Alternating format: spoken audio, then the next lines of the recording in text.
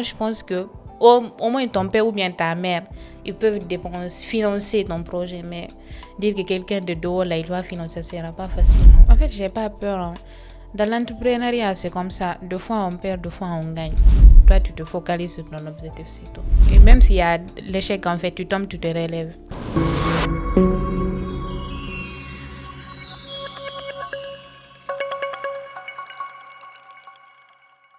Salut à tous, bienvenue dans votre émission Bene Ora. Dans Bene Ora, on parle de mindset, de business et de réussite. Oui, des parcours à raconter. Aujourd'hui, on va recevoir Kadiatou Sampirin Diallo, une étudiante au Sénégal. Oui, mais pas n'importe quelle étudiante, une étudiante qui a embrassé l'entrepreneuriat. Aujourd'hui, elle va nous parler de pourquoi elle a embrassé l'entrepreneuriat, pourquoi elle n'a pas poursuivi le master et autres, et elle a embrassé l'entrepreneuriat. Salut Kadiatou, comment vas-tu? Salut, je vais bien et toi, ça va? Ça va, alhamdoulilah. Tu es bien, ça fait? Merci beaucoup, toi de même. Ok Kadiatou, parle-nous de pourquoi tu es venue au Sénégal. Comment tu es venue au Sénégal? Bon, je suis venue au Sénégal il y a 4 ans de cela pour suivre mes études universitaires. Bon, quand je suis venue pour la première fois, j'avais opté pour le droit. Je me suis inscrite à Bourguiba. J'ai fait, je pense, une semaine comme ça là. Mais c'était trop, un peu compliqué vu que l'accent aussi, je n'étais pas habituée. Comment tu as eu d'abord l'idée de dire « Ah, je choisis le Sénégal pour aller étudier ». Bon, pourquoi tu n'as pas dit le Maroc, la France ou autre chose? Tu as dit c'est le Sénégal, je veux venir pour étudier. Bon, c'est pas moi j'ai choisi, hein. On a choisi pour moi. Ah d'accord. C'était ma première fois aussi de venir ici. Ok, maintenant quand tu es venu, comment tu as fait pour les écoles? Tu connaissais déjà l'école où tu devrais t'inscrire? Non, je connaissais pas. Il y a un gars là, il m'a aidé en fait. Quand je l'avais dit que je voulais faire le droit, il m'a parlé de Bourguiba. Ah ok.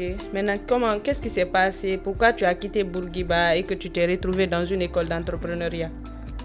Bon, de base aussi, disons que depuis que je suis petite, je rêvais d'être avocate, juge ou des trucs comme ça là en fait. Mais bon, je me suis dit quand j'ai eu le bac, pourquoi ne pas faire le droit? Je suis venue ici, je me suis inscrite à Bourguiba. Une semaine comme ça là, je viens à chaque fois. Aujourd'hui, j'ai pas compris. J'ai dit peut-être demain je vais comprendre. Mais à chaque fois je viens, c'est la même chose. Hein. Et puis l'accent aussi, ça me fatiguait. Quand le prof il dictait, je me dis mais qu'est-ce que le prof il raconte même, je comprends pas. Et puis il y avait des gens à côté de moi, je me dis attends, je vais demander à la personne là, c'est que le prof il dit. Il y avait un gars là, je dis qu'est-ce que le prof il a dit? Le gars il a fermé son cahier. Je lui ai dit mais j'ai pas dit de me montrer en fait, je lui ai juste demandé ce que le prof il a dit.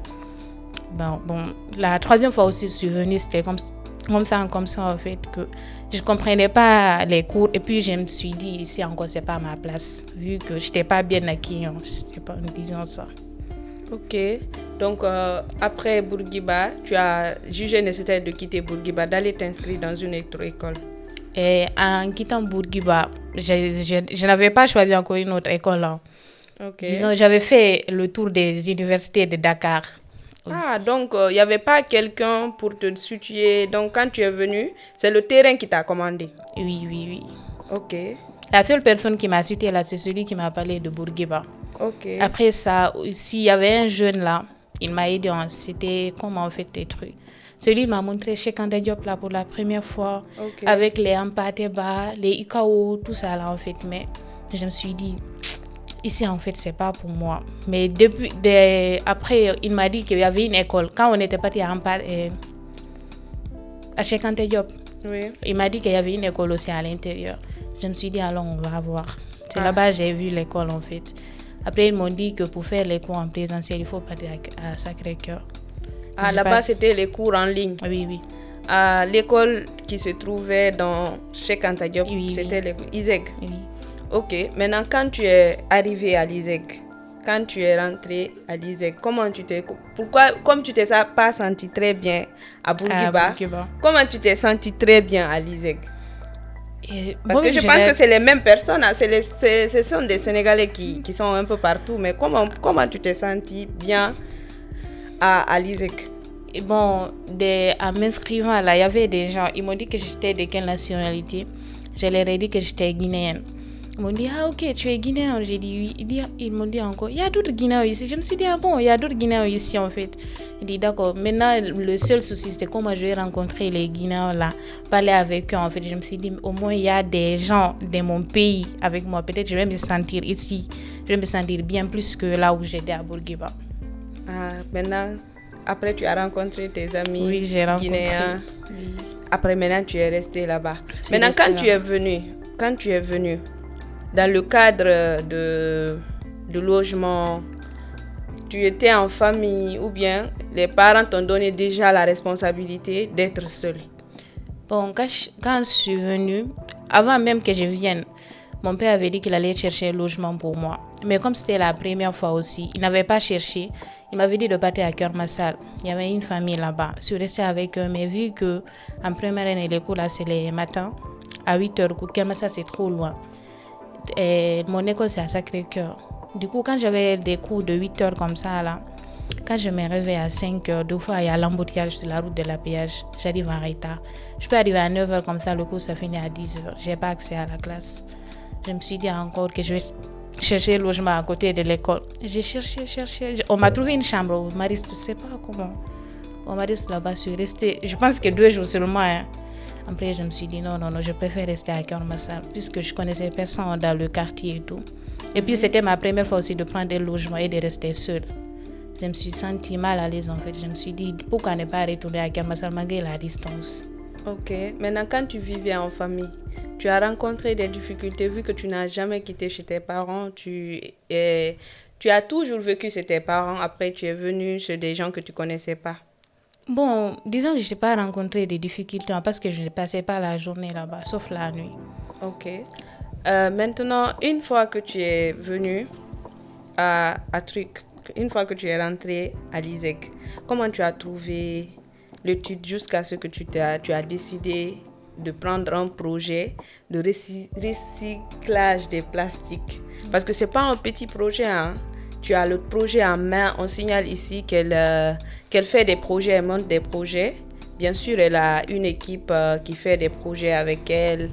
Donc, si vous avez besoin des projets à réaliser et tout, elle est là et elle peut monter du début jusqu'à la fin d'un projet. Alors, comment tu t'es sentie à l'école là-bas avec les projets et tout?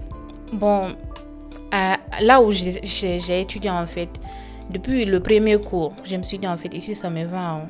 Et puis, sans parler de l'école, depuis la première année jusqu'à master, chaque année vous faites des projets, vous soutenez et tout.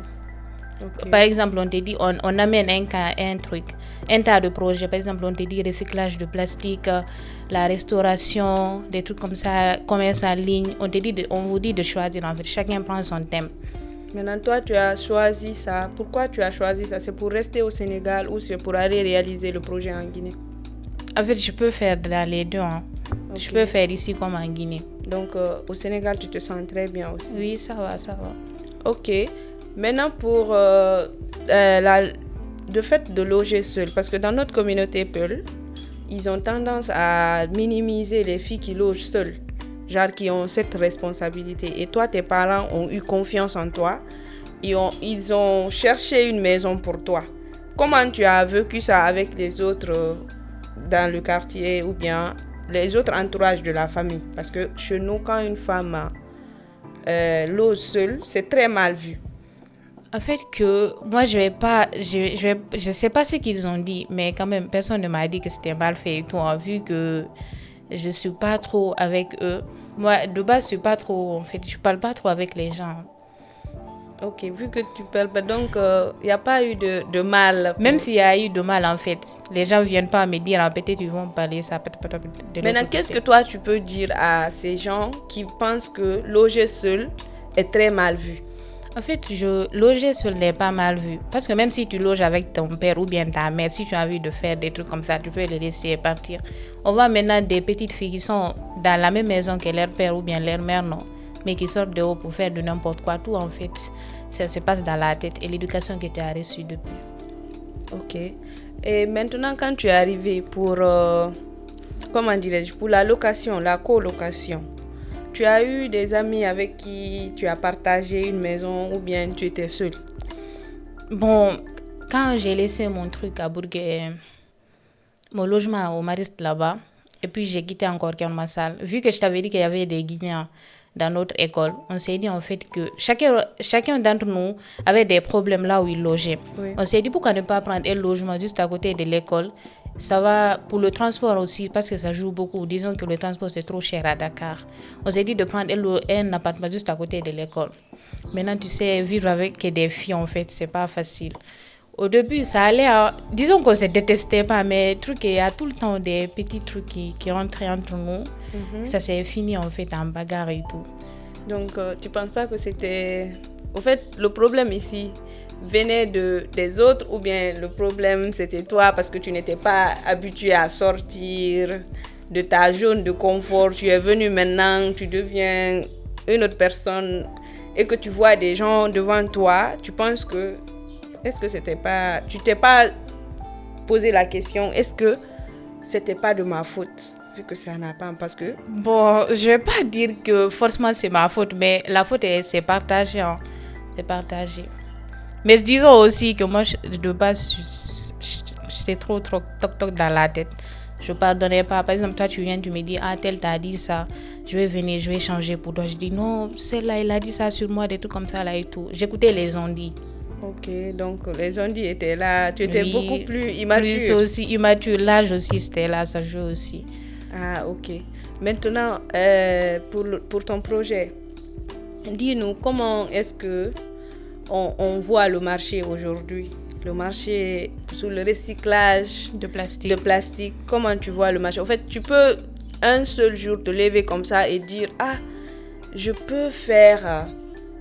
de l'entrepreneuriat ou bien il faut étudier, il faut connaître il faut avoir des bases de l'entrepreneuriat. Moi je pense bien qu'il faut avoir des bases de l'entrepreneuriat. Tu peux pas te lever ici seulement tu te dis que tu vas te lancer dans le recyclage de plastique. Tu dois d'abord étudier le terrain, tu connaître tes concurrents, des trucs comme ça là et tout.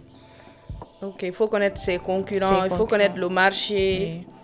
Ok, donc Kadia te dit de connaître le marché et de connaître ses concurrents. Ok. Avant de se lancer. Et par exemple, aujourd'hui, il y a plein de jeunes filles qui ont des choses en tête à réaliser, mais il n'y a pas de financement. Tu penses, avant de commencer un projet, il faut toujours avoir un fonds de roulement ou bien il faut juste se baser sur des entrepreneurs? Moi, je pense qu'il faut avoir un fonds de roulement parce que quand tu prends un truc là, le recyclage de plastique, il y a des machines à payer, il y a le collecte aussi, plus le truc de trier là. Ça se fait pas avec 0 francs. Donc, il faut avoir de l'argent en fait pour investir. Pour investir, il te faut de l'argent. Donc, faut pas espérer ou bien tu peux espérer sur les gens. Bon, espérer sur les gens là, moi je pense que au moins ton père ou bien ta mère, ils peuvent financer ton projet, mais dire que quelqu'un de dehors là, il doit financer, ça sera pas facile. Donc, il faut avoir un mental très acier. Oui, un mental en acier pour se lancer dedans. Ok. Donc, comment je peux dire ça? Pour aussi l'entrepreneuriat que tu as choisi, qu'est-ce que tu envisages dans le futur? Qu'est-ce que tu veux faire dans le futur, un truc comme ça? Le futur, je vais entreprendre. Tu veux juste... Dans notre école, il faut apprendre pour entreprendre en fait. Comme j'ai appris, maintenant je dois mettre ça en truc. Comment je vais te dire ça? Comme j'ai appris, je dois pratiquer en fait. Ok, donc avant de quitter la Guinée pour venir étudier, tu avais l'idée quand tu viens, je peux devenir une entrepreneuse ou bien non? L'idée n'était pas là, c'est l'école qui t'a donné. J'avais pas l'idée. L'idée c'était devenir avocate seulement. Donc c'est quand tu as fait l'école d'entrepreneuriat, tu as connu... J'ai connu l'entrepreneuriat de là-bas en fait. J'ai étudié les profondeurs et tous les détails. À chaque fois, je me dis, oh, mais pourquoi ne pas entreprendre en fait? Vu qu'il y a plusieurs trucs. Il y a plusieurs domaines là où tu peux entreprendre. Par exemple, quand tu as plus le recyclage de plastique là, allez là, tu peux collecter les trucs, les plastiques. Tu peux transformer ça en chaise, en tasse, en seau, beaucoup de trucs en fait. Ah, ok. Donc, c'est ce qui a fait que tu as eu l'idée d'entreprendre, en fait. Maintenant, ici, on va parler de ton business. Maintenant, qu'est-ce que tu veux, comme je t'ai dit, qu'est-ce que tu veux faire dans le futur, au fait? Tu veux juste te limiter dans le recyclage des plastiques ou bien si tu as d'autres occasions, tu peux le faire? S'il y a d'autres occasions aussi, je peux les saisir. Hein. Ça, c'est comme ça. Donc maintenant, l'idée, c'est d'entreprendre. Ce n'est même pas de travailler pour les gens et tout. Oui. De base, moi, j'aime pas travailler pour les gens. Hein, parce que j'ai un tempérament, en fait. Ça monte rapidement. Ok. Mais comment je peux dire ça? Aujourd'hui, il y a des dames qui ne sont pas allées à l'école, mais qui sont des très bons entrepreneurs, mais ils ne sont pas allés à l'école. Qu'est-ce que tu penses que ceux-ci ont un retenu ou bien tu penses que les gens là peuvent aussi le faire sans aucun... Ils peuvent aussi le faire. Hein. Mhm. Ils peuvent le faire. Tu n'as pas peur de faire un shit pour, comment dirais-je, pour ton projet, vu que le marché est beaucoup plus saturé? En fait, j'ai pas peur. Hein. Dans l'entrepreneuriat, c'est comme ça. Deux fois on perd, deux fois on gagne. Quand tu as l'idée d'entreprendre, tu te dis pas en fait, tu te dis pas dans la tête je vais perdre ou bien je vais gagner. Toi, tu te focalises sur ton objectif, c'est tout. Donc tu vises pour long terme. Oui, oui. Donc pour vous, les entrepreneurs, il n'y a pas d'échec, il faut aller. Et même s'il y a l'échec, en fait, tu tombes, tu te relèves. Ok. Maintenant, ici, qu'est-ce que tu penses des jeunes filles aussi qui viennent ici pour les études? Genre, ils circulent tout. Ils circulent les écoles. Ils circulent les écoles. Après, c'est pour dire aux parents, mais je suis allée à l'école. Et pourtant, ou bien l'école n'est pas recommandée par CAMES, ou bien l'école n'est pas si, l'école... Et pourtant, ils ne te disent pas au fond. Qu'est-ce que toi, tu penses de ces filles-là? En fait, moi, je me suis dit que les filles, là, avant de venir, est-ce qu'elles se sont fixées des objectifs même? Parce que quand tu viens ici dans l'intention d'étudier, moi, j'aime dire que tu vas étudier, mais tout ça là aussi dépend avec qui tu traînes. Parce qu'il y a la mauvaise influence. Tu peux venir ici dans l'intention d'étudier, tu vas à l'université, tu te rencontres avec les filles, toi-même tu sais, dans le milieu là. Tu te rencontres avec une fille, par exemple, elle, tout son temps, c'est de ne pas partir à l'école, de blaguer seulement. Toi aussi, tu t'y mets dessus. Surtout si vous vivez ensemble, en fait. Des fois, tu te dis, non, ce qu'elle fait, c'est normal, je vais moi aussi rester ici. Même si c'est un jour, je vais chômer un jour, 2 jours, comme ça. Là. Moi, c'est de ce que je te parle là. Tu vois, les 1 jour, 2 jours là, comme ça va se transformer en un mois. Tu vois, tu dis, j'ai chômé un mois. Moi, mais j'ai chômé. Hein.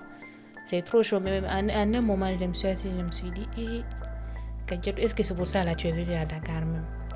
Toi, tu as un objectif, tu as un papa à rendre fier. Des frères et sœurs qui prennent exemple sur toi, il faut te relever, tu vas partir d'étudier. Parce que même en prenant en deuxième année, ma moyenne là, ça avait trop chuté par rapport à la première année. Ok, donc ça fait que les mauvaises influences impactent. Ça peut impacter en fait. Ok. Merci, c'est la fin de votre émission. Ici, c'est comme je vous ai dit, on parle de tout, des parcours à raconter, des mindset, de tout ce que les gens ont fait. Donc, on se retrouve dans un prochain numéro. Merci.